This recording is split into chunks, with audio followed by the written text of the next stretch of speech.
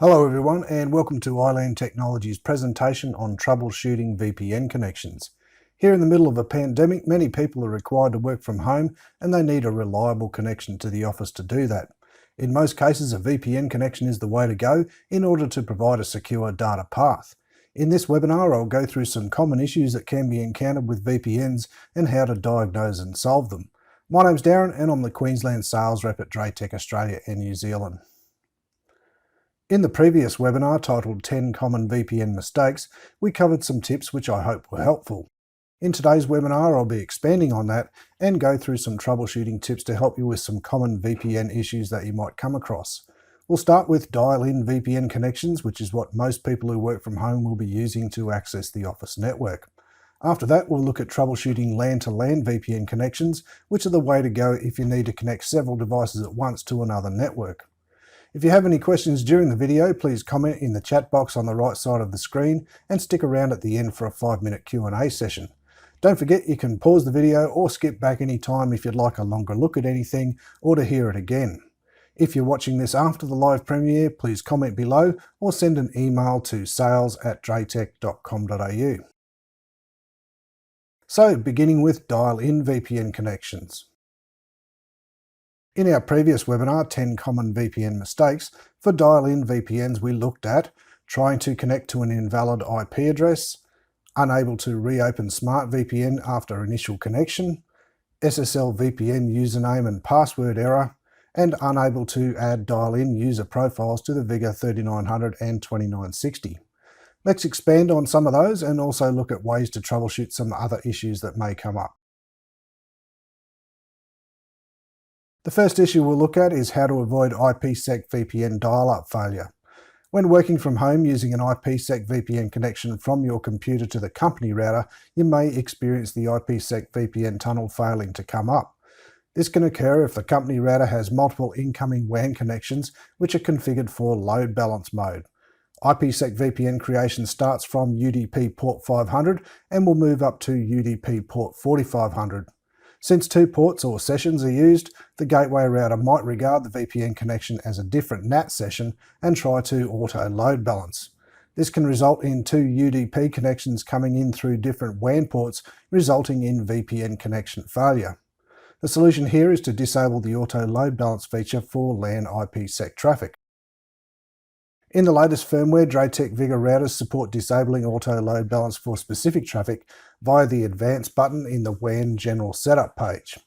To disable the auto load balance feature for the LAN IPsec traffic, enter the IPsec VPN ports 500 and 4500 as shown here. This tells the VIGA router not to auto load balance for VPN data packets. I'll now go over some issues encountered when starting up the Draytech Smart VPN client in Windows. This is covered in detail in the application note shown at the bottom here, which I'll also include in the description below. One issue that can happen sometimes is that the Smart VPN client doesn't start up and you'll only see the command window pop up but nothing happens. This is sometimes due to the application not being installed fully or there's a problem with Windows. When it happens, there's 3 things you can try. The first is to go to the program folder where the application is installed, which is usually in the program files x86 folder as shown here. Then run smartvpnservice.exe. If that didn't do the trick, then within command prompt run the command scquery smartvpnservice and check its state. It should show stopped. If that's not the case, then try stopping it using the command scstop smartvpnservice, then try restarting the client again. The last thing you can try if the previous steps didn't work is to run the command task list. It should show Smart VPN client with a session number that is not 0.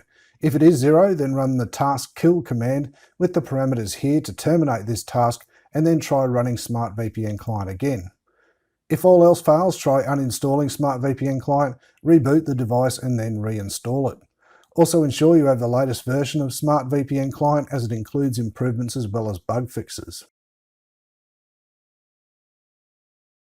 Draytech Smart VPN client for Windows requires Draytech Virtual PPP adapter to provide the SSL VPN service. The driver should have been installed during the Smart VPN client software installation. However, if you see the error message "Can't find VPP adapter" while establishing the SSL VPN connection, you'll need to manually reinstall the driver into the PC. To do that, there are 6 steps to follow, and these are covered in more detail in the knowledge base article 5729 shown here. I'll include that link in the description below. Another issue we found is SSL VPN not connecting to the VIGA 3900 and 2960, and you see the message "Can't connect to SSL VPN tunnel server" as shown in this image. Looking at the syslog in the Smart VPN client, we see messages showing that the SSL VPN tunnel cannot be established. This is often caused by HTTPS access being blocked to the router from the internet. To resolve this issue, we need to allow it. The first step is to ensure that the SSL tunnel service is enabled in the Remote Access Control menu. Then enable HTTPS for incoming connections from the internet under the management settings as shown here.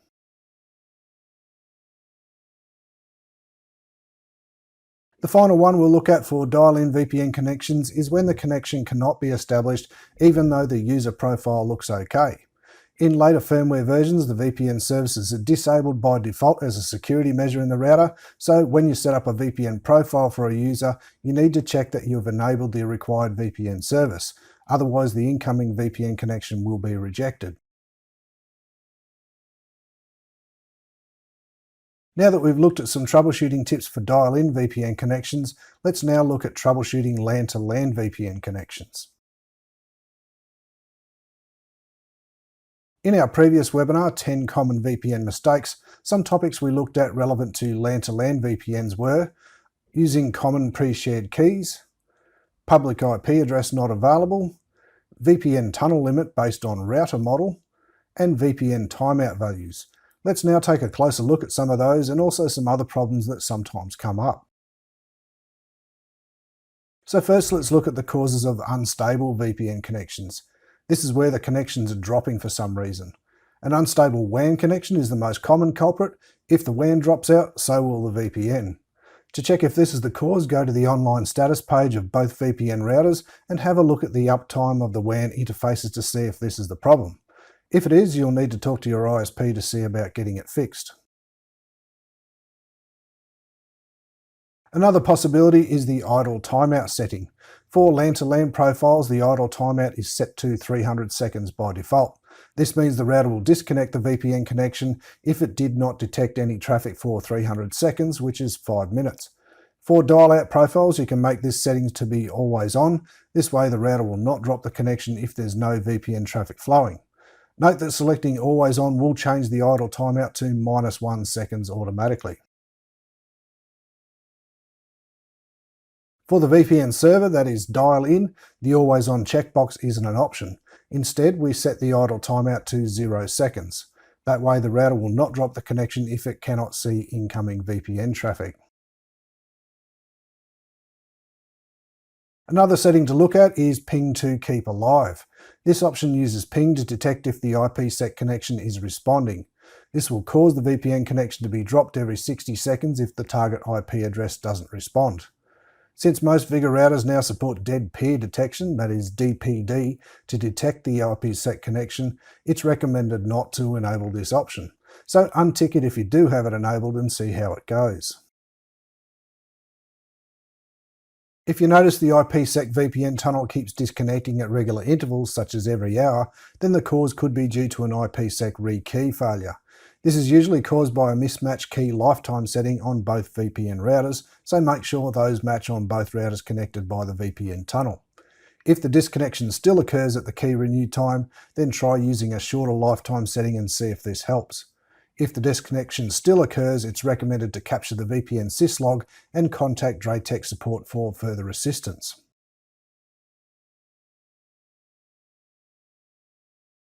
Another issue you may come across is that the VPN tunnel is up and running, but there's no traffic happening, and you can't access services at the other end. The first step is to check if you can ping the remote host or PC, and check that ping is not being blocked by the PC's firewall. You can also try to ping the remote router LAN IP address and see if you get a response. The next step after the ping test is to check the routing table on each router to ensure the correct routes are shown for the VPN tunnel. To do this, go to the Diagnostics Routing Table menu in the router. You should see a route to the remote LAN via the VPN interface as shown here. If you can't see the correct route displayed, then the next step is to check the TCP/IP network settings in the VPN profile. It should include the details of the remote network, similar to what I have shown here, where the remote LAN subnet is 192.168.11.0 in this example. Sometimes the PC may not be able to communicate over the VPN tunnel because the wrong default gateway is configured in the PC. The default gateway should point to the router LAN IP address. Where a PC has more than one network interface, traffic may be sent to the interface not connected to the router and therefore will not go through the VPN. To verify if this is the case, use the traceroute command to see if the first hop is the IP address of the router. If it's not, you'll need to manually add a static route in the PC. Next, we can check if the routers have firewall policies that are blocking traffic over the VPN tunnel. A quick way to verify if this is the case is to disable the data filter. If VPN traffic starts to go through, you'll know that one of the firewall settings is causing the problem. Another setting in the router that can affect VPN traffic is the load balance route policies, which send traffic to another interface. After checking the policy settings, you can run the route policy diagnosis to test. You can run this from the Diagnostics menu. You just enter an IP address for the remote side of the VPN tunnel. Finding a matching policy that sends traffic to another interface will give you a clue where to look. Another quick way to check if a routing policy is the cause is to disable the route policy rules and check if traffic then starts to flow over the VPN tunnel. Another reason you may get no VPN traffic is when both routers on the VPN tunnel are using the same IP subnet. This will cause a routing conflict, resulting in no data flow. In the example here, both routers connected to the VPN tunnel are using the LAN subnet 192.168.1.1. A solution here is to translate the IP subnets to a virtual subnet that will be used for communication over the VPN. This setting is done in the TCP/IP network settings section of the VPN profile. The steps required to translate the IP subnets is covered in detail in Knowledge Base Article 5202, which I'll include in the description below. The final reason we'll look at why we get no VPN traffic is when we are using IPsec AH but the router is behind NAT. IPsec with AH cannot pass through NAT, so if any of the routers are behind NAT, you'll need to use ESP for the IPsec VPN tunnel. Let's now look at some reasons VPN tunnels fail to connect at all. You sometimes need to look at the syslogs to find the cause, so we'll go through some syslog messages which will help in troubleshooting.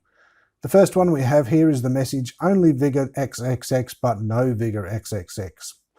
This means the VPN peer is not receiving the VPN request. This could be because one router or the other is not reachable on the internet. You can check the accessibility between the two VPN routers by testing if they can ping each other. As mentioned earlier, for dial-in VPNs, also make sure the routers are listening for VPN requests by checking that the required VPN services are enabled in the VPN Remote Access Control Setup page as shown here. The next syslog we have here is incoming call failed, no such entry for XXX. This means that a PPTP VPN is trying to establish a VPN tunnel with the username XXX, but the router doesn't have a PPTP VPN profile with that username. Another message you may see is -chap login failed. The usual cause for this message is that the PPTP VPN client is attempting to connect using an incorrect password. Another possibility is that the VPN server has more than one VPN profile with that username. If it does, delete one of them.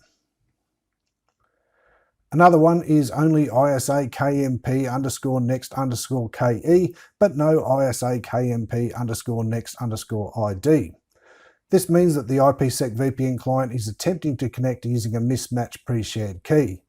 If the VPN profile has specified remote VPN IP or peer ID, the pre-shared key is the value of IKE pre-shared key in that VPN profile. If not, it is using the general pre-shared key set at VPN Remote Access IPsec General Setup. The final one we have is client subnet match failed with a bunch of letters and numbers in the middle to indicate the subnet. This means the local IP and mask set in the client profile does not match the remote IP and mask configured in the TCP/IP network settings.